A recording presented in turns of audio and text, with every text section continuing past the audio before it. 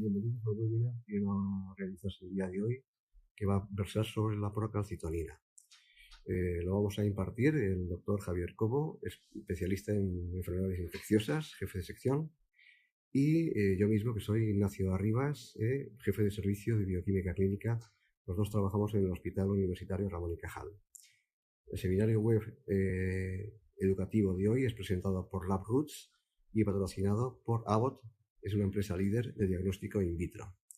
Antes de comenzar, me gustaría recordarles que este evento es interactivo. Le animamos a participar enviando las preguntas que desee durante la presentación. Para hacerlo, simplemente escríbanos en el cuadro Hacer una pregunta y haga clic en Enviar. Contestaremos todas las preguntas que el tiempo nos permita al final de la presentación. Si tiene problemas para ver o escuchar la presentación, haga clic en la pestaña Asistencia, que se encuentra en la parte superior derecha de la ventana de presentación, o infórmenos haciendo clic en el cuadro Hacer una pregunta, que se encuentra en el extremo izquierdo de su pantalla. Esta presentación ofrece créditos de formación continuada. Haga clic en la pestaña Créditos de formación continuada en la parte superior derecha de la ventana de presentación y siga el proceso para obtener sus créditos. A continuación, empiezo con la presentación de la procalcitonina desde un punto de vista más bioquímico.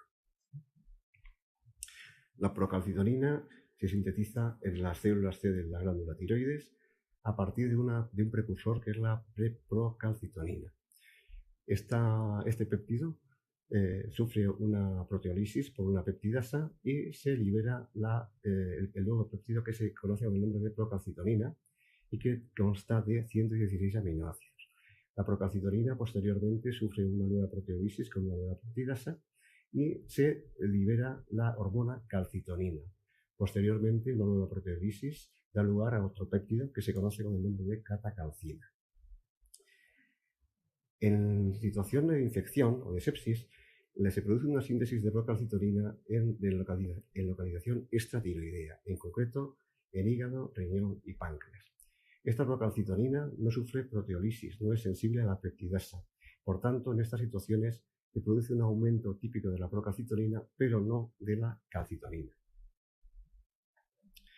La procalcitonina es un péptido bastante estable, con una vida media de más de 24 horas y por tanto es relativamente fácil medible. Brahms lo introdujo un método de quimioluminiscencia, un inmunoensayo por quimioluminiscencia, que nos permite medirlo en un analizador Architect.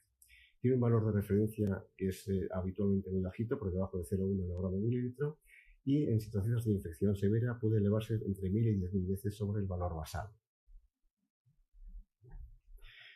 No se conoce claramente si la procalcitonina tiene una función o no, pero se sabe que en humanos se eleva en respuesta a endotoxina. Se vio tras inyectar endotoxina bacteriana a un grupo de voluntarios sanos, viéndose que la procalcitonina aumentaba en torno a las 4 a 24 horas. Se piensa que es un mediador de inflamación parecido a las citocinas. En animales de experimentación se ha visto que la inyección de procalcitonina aumentaba la mortalidad, claramente, mientras que cuando se producía una neutralización profiláctica con anticuerpos, lo que se lograba era un aumento de la supervivencia de estos animales. La utilidad clínica de la procalcitonina es doble. Por una parte, es que se eleva en infección bacteriana y por otra parte, sirve para valorar la eficacia del tratamiento antibiótico. Se eleva en infección bacteriana y no se eleva en infección vírica ni en la inflamación. Las evidencias iniciales se basaban en estudios de meningitis bacteriana en niños. Por otra parte, hay que recordar que la procalcitonina, al ser una variable cuantitativa continua, puede ofrecer diferentes puntos de corte que a su vez ofrecen diferentes resultados de validez diagnóstica en cuanto a sensibilidad, especificidad y Lailigh ratio o LR.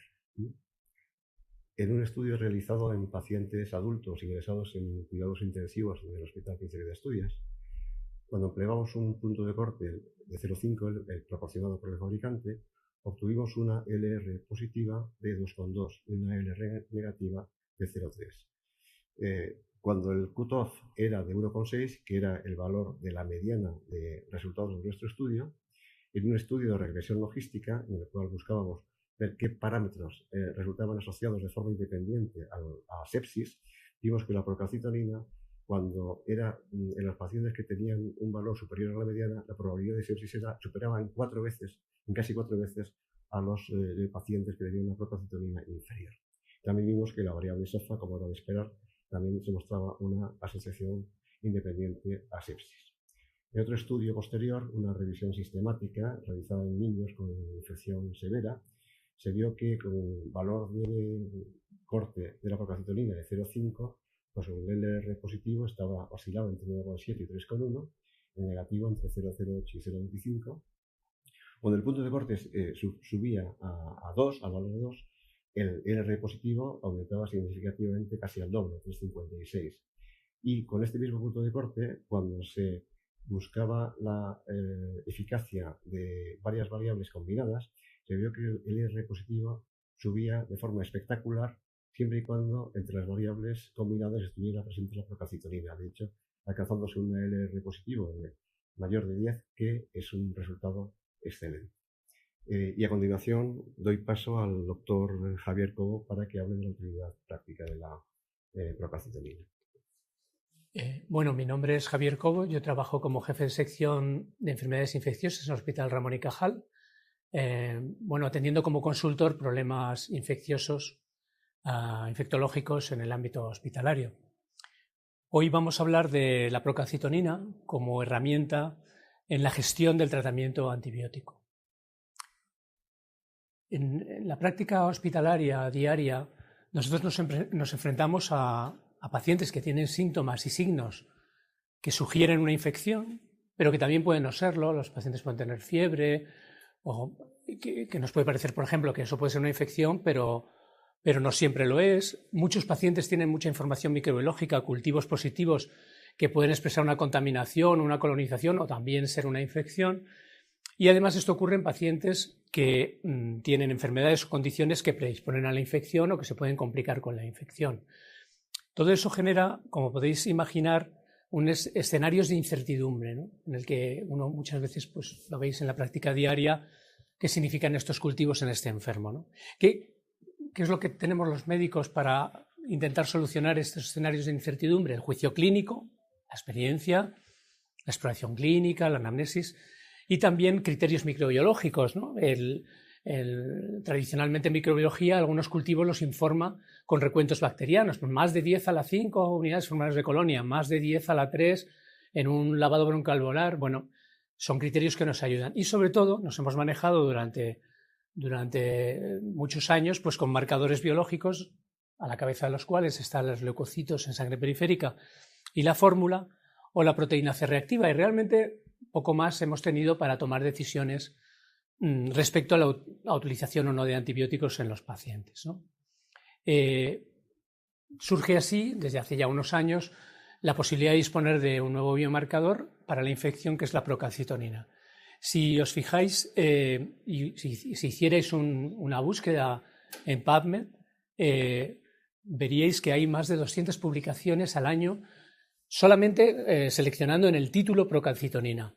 Esto es prácticamente imposible mantenerse al día, por tanto, es para daros una idea del volumen de información tremenda que tenemos sobre la procalcitonina.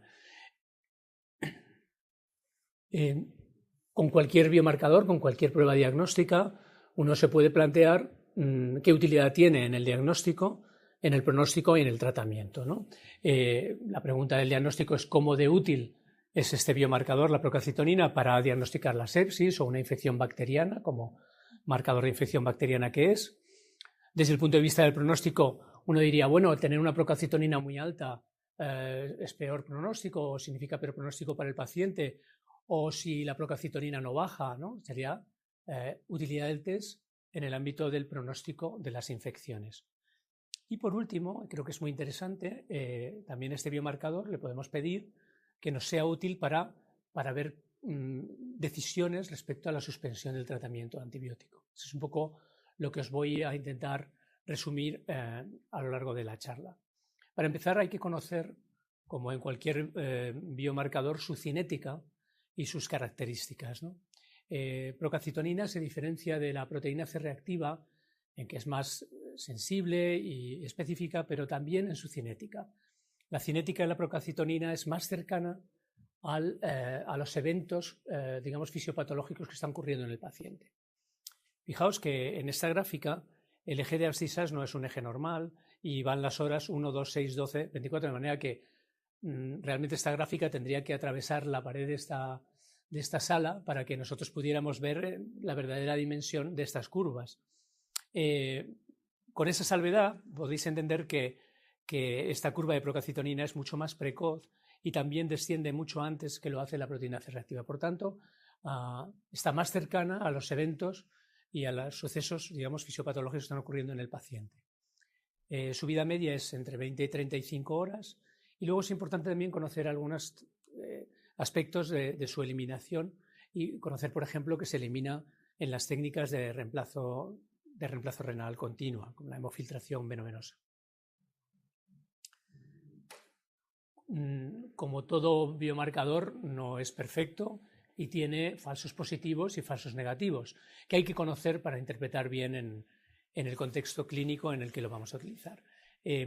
Los principales falsos negativos de la procalcitonina son las infecciones bacterianas localizadas, por ejemplo, una sinusitis, una osteomielitis. No debemos esperar que tenga unos niveles altos de procalcitonina.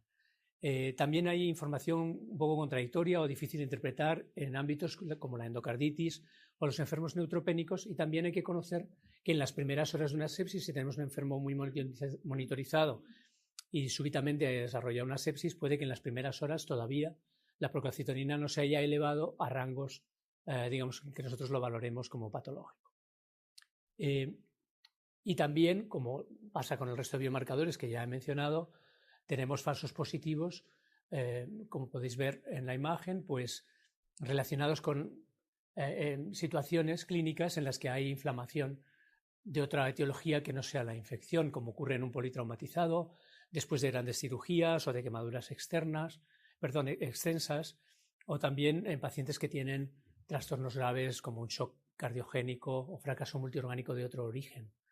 Por tanto, bueno, pues hay que conocer también que no siempre una elevación de la procalcitonina, por definición, necesariamente indica infección, y estas son limitaciones del test que harán que tanto su sensibilidad como su especificidad no sean 100%.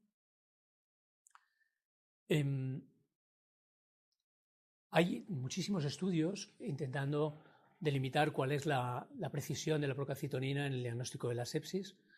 En un metaanálisis de 2007 se cifraba un área bajo la curva de 0,79 con esas likelihood ratio positivas y negativas, que bueno, esos valores nos indican, nos lo, digamos, situaban como un test de moderada precisión, aunque un metaanálisis un poco más reciente ha mejorado un poco los parámetros y estamos en un área bajo la curva de 0,85, es bastante buena. Siempre es difícil en una enfermedad como la sepsis, que tampoco tiene un gold estándar perfecto, decir cómo de sensible o específica es. Pero bueno, en general la idea que yo creo que os puedo transmitir es que es un test razonablemente preciso para el diagnóstico de la sepsis. Se ha estudiado más en algunos ámbitos que en otros. Veis, por ejemplo, que en meningitis, neumonía o infecciones respiratorias o en el propio ámbito de la sepsis tenemos muchos más estudios y más evidencias que en otros ámbitos. En el otro extremo tendríamos las infecciones osteoarticulares, donde probablemente su utilidad es menor y donde también disponemos de menos evidencias. Y luego hay, como podéis ver en la imagen, pues otras entidades donde tenemos bastante información, como pueden ser infecciones urinarias, pancreatitis, o en otro tipo de infecciones respiratorias que no he mencionado antes. Por tanto, bueno, también yo creo que debemos conocer esta idea de que la procalcitonina está más estudiada en unos síndromes que en otros. Es un marcador de infección, pero es un marcador de infección sistémica. Como veis en esta imagen, si vamos desde lo que sería en los antiguos términos de síndrome de respuesta inflamatoria sistémica, elevando hacia el shock séptico, los pacientes van teniendo cada vez, digamos, más expresión sistémica. También la procalcitonina sube en sus determinaciones. Hay mucha solapamiento, perdón. Hay mucho solapamiento entre las determinaciones en uno y otro ámbito, pero veis que la tendencia claramente es que procalcitonina está más elevada cuanto más expresión sistémica o más daño sistémico hay producido por la infección. Por tanto, tendría un valor pronóstico, ¿no? En el sentido de que cuanto más alta sea la procalcitonina, peor, porque nos indica que hay más compromiso del huésped o más afectación sistémica. E indudablemente eso se ha mirado y veis que, digamos, procalcitoninas más altas condicionan en general peores pronósticos. Sin embargo, no parece muy razonable establecer el pronóstico de los pacientes basándose en este biomarcador o en otros. Realmente tenemos marcadores clínicos, índices pronósticos clínicos, y aquí tenéis en este caso concreto el MODS, pero habría otros como el SOFA, etcétera, que probablemente van a ser más finos que una pura determinación de un biomarcador. Por tanto, sí tiene valor pronóstico, aunque no es la herramienta ideal para establecerlo desde mi punto de vista.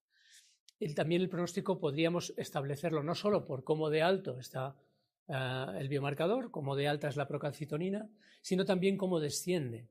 Y en ese sentido también tenemos información que demuestra que descensos más acusados, por ejemplo, superiores al 80% en 4 días, frente a los pacientes que no tienen un descenso del 80%, una vez que tú tratas la infección en 4 días, las curvas de supervivencia se separan, son diferentes, por tanto, cuanto más rápidamente te descienda la procalcitonina, en concreto podemos recordar este margen de más del 80% en 4 días, según este estudio, pues mejor pronóstico tendría el paciente.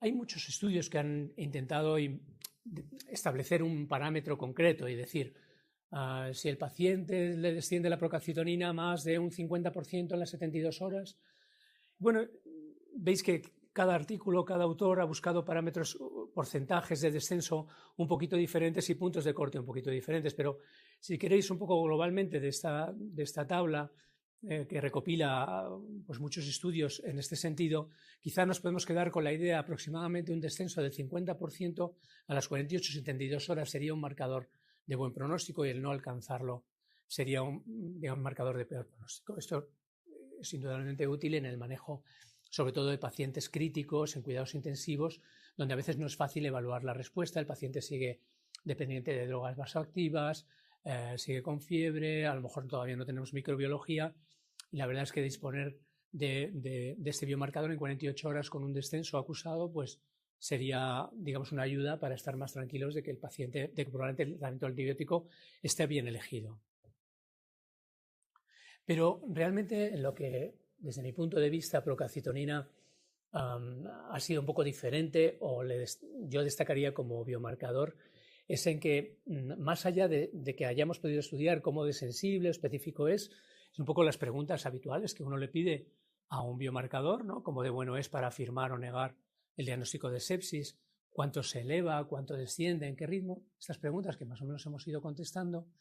La gran virtud, digamos, de la investigación que se ha hecho con procalcitonina es que se han hecho ensayos clínicos.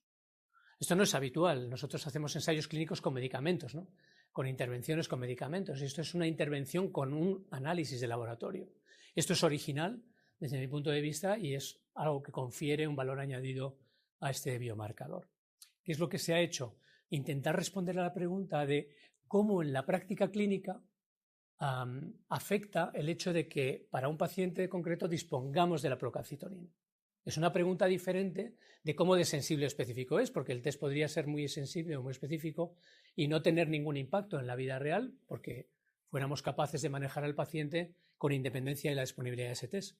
Entonces, el intento de respuesta a esta pregunta es particularmente, desde mi punto de vista, original e interesante, que son ensayos clínicos con un biomarcador.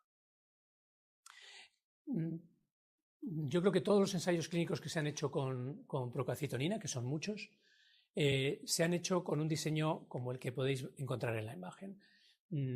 A los médicos, mejor dicho, al que se aleatoriza no es a los médicos, es a los pacientes, pero una vez que un paciente está aleatorizado le pueden tocar dos ramas, ¿no? El manejo estándar, es decir, a usted, un paciente que tiene una neumonía, su médico le va a manejar como lo ha hecho toda la vida, o como él por su propia práctica es capaz de hacerlo, o por el contrario, puedes haber sido aleatorizado al grupo experimental, que en este caso significa que el médico que trata a ese paciente lo hace, digamos, con la ayuda de disponer de la procalcitonina. Y a ese médico, o a esos médicos, se les facilita una interpretación de la procalcitonina, una especie de reglas, que no son reglas estrictas, sino son recomendaciones. Pues si la procalcitonina es muy bajita, considere usted que tal vez no se trate de una infección bacteriana o que esta infección bacteriana ya está resuelta. Si por el contrario la procalcitonina es alta, sería lo contrario, ¿no? Y en medio hay unos parámetros, digamos, de una recomendación no tan fuerte, no tan intensa. Pero es importante recordar que finalmente el médico siempre tiene libertad, lógicamente, como no puede ser de otra manera, en este tipo de ensayos, de tomar la decisión que le parezca más oportuna. O sea, esto no se te aleatoriza a que si tu procalcitonina es 0,1 se te van a quitar los antibióticos, se te aleatoriza a que tu médico dispone de esa información. Es importante recordar un poco ese diseño. Bueno, pues con este diseño se han hecho, como digo, multitud de ensayos clínicos. Este es uno de los más potentes, está publicado en JAMA en 2009 y se metieron, digamos, pues más de 1000 infecciones respiratorias, de las cuales es importante subrayar que casi 1000 eran neumonías, de las cuales, como podéis ver, el 50% eran neumonías FINE 4 o 5, es decir, no eran bromas, eran pacientes que se hospitalizaban y que tenían una infección seria, ¿no? Estas gráficas yo creo que son muy expresivas. En azul se muestra el porcentaje de pacientes que permanecen con tratamiento antibiótico a lo largo del tiempo y en blanco son los pacientes aleatorizados, digamos, al manejo convencional y en azul a procalcitonina. Puede observarse como, por ejemplo, en el día 5 ya hay muchos pacientes, un porcentaje que ronda el 40%, que ya no está recibiendo antibióticos con diagnóstico de neumonía, mientras que obviamente el 90 y tantos % de los pacientes que les correspondió el grupo estándar, digamos, de manejo estándar, aún seguían con antibióticos. Podéis suponer que aquí hay mucho descenso en el consumo de antibióticos que se ve en neumonía, pero se ve en EPOC o en otras infecciones respiratorias, ¿no? En conjunto, en este estudio había un ahorro de 3 días y medio de media por paciente en el caso de la neumonía y descensos no tan marcados, pero también significativos en otro tipo de infecciones, habiendo a la vez menos efectos adversos producidos por los antibióticos. Con este diseño se hicieron, y como digo, hay multitud de estudios similares y con resultados similares, sería un paso más allá y se fueron al ámbito de los cuidados intensivos, lo cual pues es también muy meritorio, ¿no? Que es decirle a los médicos de cuidados intensivos, vamos a aleatorizar a tus pacientes a que tengas o no tengas la procalcitonina, el diseño es idéntico, en este caso son pacientes críticos con sepsis, de los cuales es verdad que la mayor parte de los enfermos tenían infecciones respiratorias y de nuevo se constata un descenso en el uso de antibióticos sin que haya ningún cambio en los parámetros, digamos, de evolución de los pacientes. Mortalidad, bueno, no lo dije en el anterior estudio, pero obviamente no había ninguna diferencia en mortalidad, ni en reingresos, ni ningún parámetro clínico relevante en el manejo de los pacientes. Es decir, estamos consiguiendo, según estos ensayos clínicos, los mismos resultados con menor uso de antibióticos. Incluso en este estudio, sorprendentemente, hasta se veían diferencias favorables en el grupo de procalcitonina a mortalidad. No era fácil de explicar, aunque podían hacerse algunas hipótesis, pero bueno, en cualquier caso, desde luego, no era peor estar aleatorizado al grupo de procalcitonina. Veis que, por ejemplo, en este estudio nos comentan que la adherencia estricta a esas tablas en las que según los valores de procalcitonina se te recomendaba suspender o no antibióticos no son ni muchísimo menos mayoritarias. Es decir, estrictamente se seguía el protocolo en un 44%. Pero esto no quiere decir que un médico que, por ejemplo, hoy no suspende el antibiótico porque la procalcitonina ha llegado a 0,10, a lo mejor sí la quita mañana. O sea, la realidad es que impacta en el, digamos, en el consumo global de antibióticos o en el ciclo de antibióticos que recibe cada paciente y globalmente, por tanto, se produce un descenso. No todos los estudios que se han hecho con estos diseños o con diseños parecidos han encontrado los mismos resultados. Este es un diseño diferente en el que digamos que la procalcitonina se monitorizaba estrictamente diariamente sin ningún criterio clínico, sino simplemente por rutina a todos los pacientes críticos y los autores no encuentran ningún beneficio ni tampoco ahorro del antibiótico. Es decir, no todos los estudios que se han realizado han encontrado estos resultados. Tal vez por el diseño, ¿no? Porque digamos que aquí hay una monitorización rutinaria, sistemática de procalcitonina hecha un poco, seguramente, a veces sin sentido, y es posible que, digamos, esto se separe un poco de la rutina, de la práctica médica en la que uno pide las pruebas diagnósticas con una intención y no de manera absolutamente rutinaria y sistemática.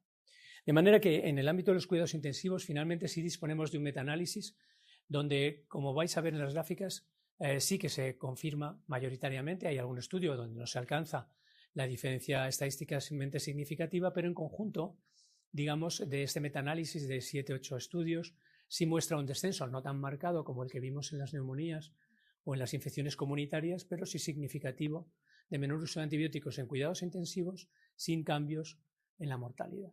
¿De acuerdo? Hay quien ha querido verlo de otra manera y en vez de hacer un ensayo clínico, pues han mirado globalmente qué ocurre en plan Big Data cuando se miran grandes bases de datos, la utilización de procalcitonina en muchas UBIs norteamericanas y se mira globalmente cómo se usan, cuántos antibióticos se usan. En este estudio, hecho así, digo, muy macro, no se encontraron diferencias, incluso eran contrarias. Pero cuando uno lee la letra pequeña del estudio, es que la utilización de procalcitonina está siendo muy inadecuada. Por ejemplo, la gran mayoría de los pacientes tienen una sola determinación aislada. Eso no parece que tenga mucho sentido para tomas de decisiones, por ejemplo, de suspensión de antibióticos, ¿no? Entonces yo creo que, de hecho, los autores, yo creo que esto es una revista buena y me parece importante también traer todo tipo de estudios a esta presentación. Dice, nuestros datos sugieren que la procalcitonina no se implementó, la utilidad de procalcitonina, la utilización no se implementó de acuerdo a los protocolos que realmente uno debe utilizar, ¿no? Y concluyen también que son necesarios programas para mejorar la implementación de la utilización de procalcitonina. Por tanto, digamos, el mensaje es, este es un test que bien utilizado, desde mi punto de vista, es útil, y utilizado sin criterio o, digamos, de una manera masiva y sin mucha mayor reflexión, pues probablemente no sirva absolutamente para nada. Y en ese sentido traigo otro estudio también negativo, pero publicado en una revista obviamente muy prestigiosa, pero creo que nos enseña cosas también. Estos son 8.000 enfermos con infecciones respiratorias.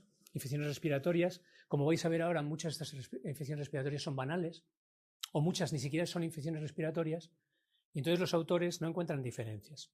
Pero cuando uno mira de nuevo la letra pequeña del artículo y los métodos, descubre varias cosas llamativas, ¿no? La primera es que ellos confiesan en los métodos que estos son médicos que se adhieren de una manera, digamos, rigurosa a protocolos bien establecidos de manejo de pacientes con clínica respiratoria en urgencias. De manera que ya de por sí utilizan tratamientos cortos, que son los que actualmente estamos propugnando, ¿no? Y luego también se puede observar en las gráficas que hay una adherencia muy baja a los protocolos de procalcitonina. E incluso cuando uno mira, como digo, la letra pequeña, pues se da cuenta de que es que realmente infecciones bacterianas medianamente serias había tan solo un 20%, con lo cual es muy difícil que tú demuestres, salvo en contextos donde los médicos, digamos, lo hagan muy mal porque prescriben antibióticos para el asma, pues lógicamente en estos médicos que no prescriben antibióticos para el asma es muy difícil encontrar que la procalcitonina les esté siendo de utilidad. Es decir, nosotros utilizamos procalcitonina en cualquier biomarcador de estos en entornos de incertidumbre y con un criterio y persiguiendo algo, ¿no? También, a colación, recordé cuando leí este artículo que otro que se publicó en 2012 en Archives of Internal Medicine, donde ellos miraban un poco en la vida real cómo se utilizaba la procalcitonina y el impacto que tenía. Y era muy llamativo cómo los médicos norteamericanos, este es un test muy europeo, y los médicos norteamericanos se adherían muchísimo menos seguían muchísimo menos los protocolos de utilización de antibióticos en función de los niveles de procalcitonina. Igualmente también se veía que los médicos que tenían costumbre, que ya tenían experiencia con la procalcitonina, seguían más estos protocolos, hacían más caso de los valores de procalcitonina en definitiva, que aquellos médicos que no tenían experiencia y se veían más naif, como dice aquí, ¿no?, en el empleo de este test. De nuevo, por tanto, creo que hay que enfatizar que el test depende de cómo tú lo incorpores, va a ser útil o no. Un poco para resumir, tener presente que la procalcitonina no la podemos aplicar ciegamente a cualquier enfermo, ni muchísimo menos. Recordad que hay pacientes que tienen diagnósticos que de por sí implican un tratamiento muy prolongado. Por ejemplo, una endocarditis no tiene sentido, por tanto, pedirles una procalcitonina para tomar decisiones porque tú ya sabes que le vas a dar 6 semanas. En pacientes inmunodeprimidos han sido excluidos de la mayor parte de los ensayos, por tanto, tampoco deberíamos, o por lo menos debemos cuando apliquemos la procalcitonina, tener en cuenta que ellos no han sido incluidos en los ensayos clínicos. Y luego también entender que donde más información hay es infecciones respiratorias. Y recordad que en los ensayos clínicos hay no seguimiento de la regla. Esto no significa que el test no funcione. Esto lo que significa es que a la hora de interpretar el test debemos hacer una lectura correcta del ensayo clínico. Estos ensayos clínicos lo que nos dicen es que los médicos con procalcitonina y conociendo el test son capaces de obtener los mismos resultados con menos antibióticos. Yo creo que esa es la lectura correcta de esos ensayos clínicos. Los ensayos clínicos no nos dicen que por debajo de 0,10 es perfectamente seguro y que tú tienes que quitar el antibiótico. ¿De acuerdo? Es muy importante que recordéis eso. Pero es un test que sí nos ayuda a poner menos antibióticos a los pacientes. Y un poco lo resumo en estas diapositivas que tenéis a continuación. ¿Cuándo solicitar? Tengo, digamos, varias diapositivas que son cuándo solicitar, cuándo no solicitar. También es importante saber cuándo no solicitar. ¿Cuándo solicitar la procalcitonina? Pues en las infecciones respiratorias con la intención de no administrar un tratamiento antibiótico. Es decir, yo no tengo claro si esto, digamos, es un EPOC reagudizado con infección bacteriana o es simplemente que hay mucha contaminación, por ejemplo, ¿no? O no sé si esto es una neumonía vírica porque estamos en época de gripe o es una neumonía bacteriana. Pues aquí puede ser útil la procalcitonina con puntos de corte bastante bajos, de 0,12. También en las infecciones respiratorias con intención de hacer tratamientos cortos. Los ensayos clínicos, fuera ya del ámbito de la procalcitonina, están demostrando cada vez más que tratamientos de 5 y 7 días son suficientes. Pero muchas veces los médicos no nos atrevemos o no se atreven a hacer un tratamiento tan corto. Tener una procalcitonina baja que también te dice, oye, 5 días en este enfermo ya le han descendido los niveles a tal punto, yo creo que ayudan a los médicos nos ayudan a incorporar estas evidencias que estamos viendo en otros ensayos clínicos sin biomarcadores. Y aquí los criterios serían un descenso superior al 90% de la basal, de nuevo una procalcitonina por debajo de 0,12. En la sepsis es interesante disponer de una evaluación inicial para monitorizar. Hemos dicho que puede ser pronóstico si la procalcitonina no desciende y eso no me puede ayudar al manejo de mi enfermo. Por tanto, más allá de que yo haya decidido que le vaya a dar al paciente un tratamiento de una duración determinada, esa monitorización en las primeras 48-72 horas puede ser útil. También porque el diagnóstico de sepsis no es obviamente de certeza, la microbiología tarda, algunos enfermos tienen microbiología negativa. Una procalcitonina normal delante de un diagnóstico de sepsis debe hacernos reconsiderar que realmente tenga el enfermo otra cosa y eso puede ser muy útil porque a lo mejor llegamos gracias a eso a un diagnóstico alternativo más rápidamente que si esperamos. Y como mencioné antes en el seguimiento, pues tiene un valor pronóstico. No deberíamos repetirla seguramente en las primeras 24 horas porque es poco informativo, pero sí a partir de las 48 horas del inicio del tratamiento. ¿Y cuándo no solicitar la procalcitonina? Pues rutinariamente. O sea, yo creo que este es un test que siempre uno debe hacerse una pregunta antes de solicitarlo y no incorporarlo de manera rutinaria a sus pruebas diagnósticas ante cualquier fiebre, ¿no? No solicitar procalcitonina en infecciones cuyo manejo es independiente, ¿no? La bacteriemia por Staphylococcus aureus nosotros la manejamos en función de que sea complicada o no complicada con una duración estandarizada del tratamiento, por tanto no nos va a ser útil. La procalcitonina no malgastemos este recurso. Por tanto, en general, en cualquier situación en la que no preveáis implicaciones en infección de prótesis articular, una osteomielitis crónica no va a cambiar. Si no va a cambiar vuestra práctica, no pidáis una procalcitonina. Y bueno, aquí tenéis un poquito resumido lo anterior, ¿no? Un poco más en subjetivo. Tengo claro el diagnóstico y voy a manejar al paciente con independencia. No voy a iniciar antibióticos de todas maneras. Ha transcurrido muy poco tiempo desde la determinación inicial. Esto tendría una salvedad. Puedes tener una determinación muy baja inicial y puede que repetirla a las 6 o a las 12 horas sea muy informativo, pero fuera de esa situación de PCT normal en una sepsis que nos haría repetirla, no la repetiríamos antes de 48 horas. Si ya la PCT es muy baja, no hay que repetirlo. Si el paciente está yendo bien y ya tienes una PCT muy baja, ¿para qué repetirla? No es necesario, ¿no?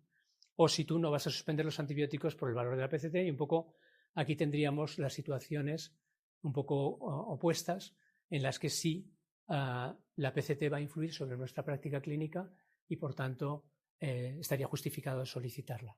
Y para terminar, recordad siempre que la procalcitonina nunca sustituye una adecuada evaluación clínica y por tanto siempre tiene que ser interpretada. ¿De acuerdo? Siempre tenéis que hacer una evaluación completa del paciente para interpretar, pero esto no es propio de la procalcitonina, es de todo lo que hacemos todos los días en medicina. Simplemente recordar que esto no es un algoritmo rígido en el que 0,12 me lleve a suspender antibióticos por rutina y lo contrario. Muy bien, pues muchas gracias. Muchas gracias, Javier Cobo, por tu presentación. A continuación, damos turno a las preguntas que ustedes quieran formular. Para hacerlo, simplemente escríbanos en el cuadro, hacer una pregunta y haga clic en enviar. Y en la cirugía cardíaca, en el posoperatorio de estos pacientes, ¿qué utilidad tendría la procalcitonina?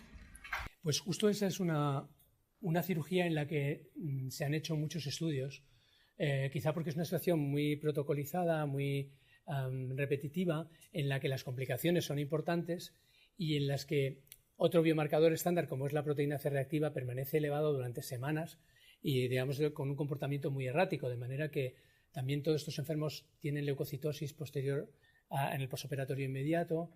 Entonces, hay muchos estudios y un poco las ideas fundamentales serían que el pico de procalcitonina, si determinas a las 24 horas de la intervención, tiene un cierto valor pronóstico. Los pacientes que tienen una procalcitonina más alta, en general, tienen un curso posoperatorio más complicado, probablemente porque esto lo único que está traduciendo es que la cirugía ha sido más compleja o más larga o más cruenta. Y luego que como desciende rápidamente, como tiene esa pendiente, digamos, de 24 horas aproximadamente de vida media, después de un descenso, una nueva elevación en el cuarto día, por ejemplo, en el quinto día, casi siempre refleja que hay una complicación y la mayor parte de las veces infecciosa. Por tanto, sí que hay información, digamos, de que es un marcador útil en el manejo de estos pacientes. Luego, en el ámbito de la cirugía cardíaca, también, en el ámbito concreto del trasplante cardíaco, hay estudios que demuestran también que puede ser útil para distinguir el rechazo de la complicación infecciosa. Por tanto, sí, es un ámbito en el que hay bastante información y puede estar indicado el monitorizar a los pacientes con procalcitonina. ¿Tú crees que habría que pedir PCR si ya tienes PCT? ¿O cuándo podrías pedir una o pedir otra? Bueno, realmente como la PCR es un biomarcador, digamos, tan barato y tan sencillo, no me disgusta tener los dos y puedo jugar un poco a interpretarlos un poco en el mismo tiempo. Realmente en la práctica clínica nosotros solemos disponer de los dos en paralelo. La mayor parte de las veces observas que el descenso de la procalcitonina es más rápido que el de la PCR. Y a veces cuando observamos también discrepancias, por ejemplo, PCRs bastante elevadas con PCTs normales, tendemos más a pensar en complicaciones inflamatorias, digamos, que no necesariamente en infecciosas. Entonces, a mí me parece que está bien disponer de ambos, ¿no? Igual que también vas a disponer rutinariamente de la fórmula de los leucocitos. Y luego, ¿cada cuántos días lo pedirías tú si quieres hacer el seguimiento del paciente en el tratamiento antibiótico? Yo creo que no se debe establecer una regla fija. Yo creo que, insisto, que es un test que el clínico debe pedir con una intención. Y, por tanto, no soy partidario de monitorizaciones rutinarias de ningún enfermo. Yo creo que en el ámbito de pacientes críticos, si hemos mencionado que seguramente en las primeras 24 horas no sea muy útil, y a partir de las 48 yo creo que manda a la clínica, porque si el paciente tiene una buena evolución, la procalcitonina ha bajado y no se van a derivar de esa determinación cambios por tu parte, pues no me parece que haya que hacerlo.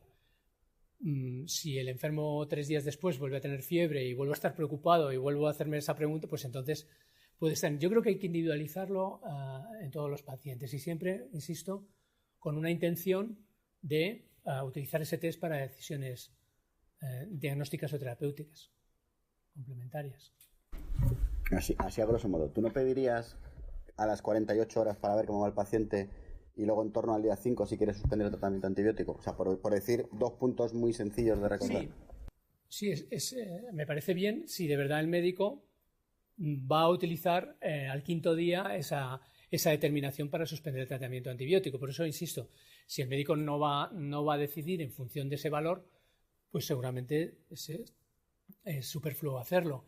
Me parece que a las 48 horas sí es interesante en el enfermo grave, porque más allá de que tú creas que vas a hacer una duración de tratamiento más corta o más larga, y seguramente a las 48 horas nadie va a suspender el tratamiento, si tiene un valor pronóstico y me puede indicar si la procalcitonina no está descendiendo a las 48-72 horas, me puede estar sugiriendo que o bien me he equivocado en la elección del tratamiento antibiótico, o bien hay algo más que no he hecho en el enfermo, o hay alguna complicación añadida, necesita una intervención quirúrgica, un drenaje, o hay algo que se me ha escapado. Entonces yo creo que ese es informativo, esas 48-72 horas sí es informativo en la segunda determinación. ¿Hay alguna relación entre los valores del biomarcador y la etiología bacteriana? Bueno, sí, esta pregunta es interesante. En general, y hasta donde yo recuerdo de lo que he leído, son elevaciones más marcadas en las infecciones por gram negativos, por ejemplo, en bacteriemias por gram negativos que por gram positivos. Y luego hay que recordar también un falso negativo que no mencioné en la etiología de las neumonías. Cuando las neumonías son producidas por microorganismos que llamamos atípicos, ¿no? Micoplasma y tal, puedes tener una verdadera neumonía, es bacteriana, pero no es, al ser producida por micoplasma, por ejemplo, puedes tener unas elevaciones muy discretas y eso puede ser un falso negativo en el ámbito de la neumonía. Por tanto, el patógeno influye también en los niveles de procalcitonina. Muchas gracias a todos por habernos seguido en este webinar. También queremos expresar nuestro agradecimiento a LabRoots y al patrocinador Abbott. Las preguntas que no se hayan podido contestar hoy y las preguntas que nos lleguen en la versión grabada que permanecerá en LabRoots serán contestadas y enviadas a la dirección que usted proporcionó cuando se registró en este webinar. Por último, le animamos a compartir la información de este webinar con sus colegas por vía email.